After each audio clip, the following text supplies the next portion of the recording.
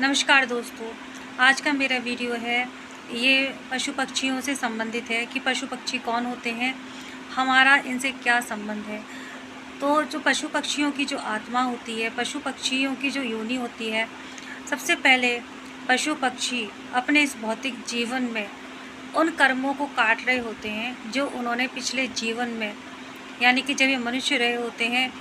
अपने इस भौतिक देह की इन्होंने कदर नहीं करी होती, पाप कर्म में लगे रहते हैं,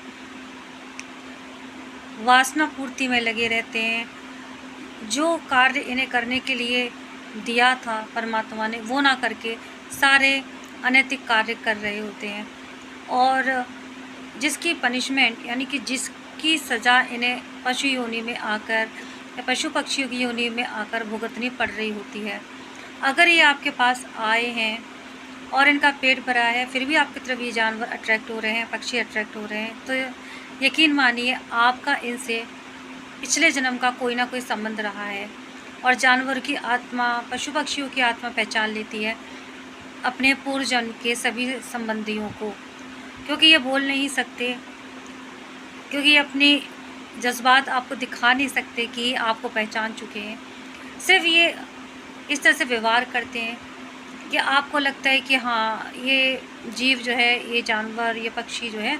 मेरे प्रति स्नेह की भाव रख रहा है, लेकिन आप ये नहीं जान पाते कि इसने पहचान लिया आप इसके पूर्व जन्म के साथी हैं।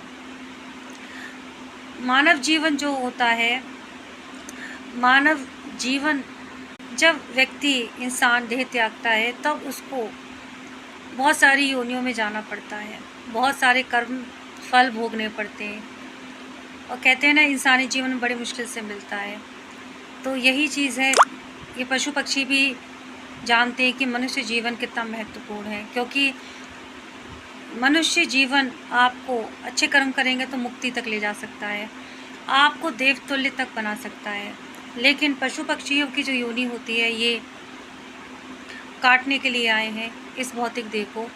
और ये अपने कुछ खास कर्म सुधार नहीं सकते, क्योंकि इन्हें ऑलरेडी एक तरह से जेल मिल रही है या पनिशमेंट मिल रही है, तो इसको इन्हें भोगना ही है। लेकिन मनुष्य जीवन ऐसा है, अगर आपने पाप पिछले जन्म में करे हैं तो इस जीवन में आप उन्हें काट सकते हैं, अपने कर्मों को थोड़ा सुधार सकते हैं। और पशु पक्षी जानते हैं कि हम नहीं कर सकते, हम बेबस हैं, तो उन्हें वो चीज़ भोगनी पड़ रही है।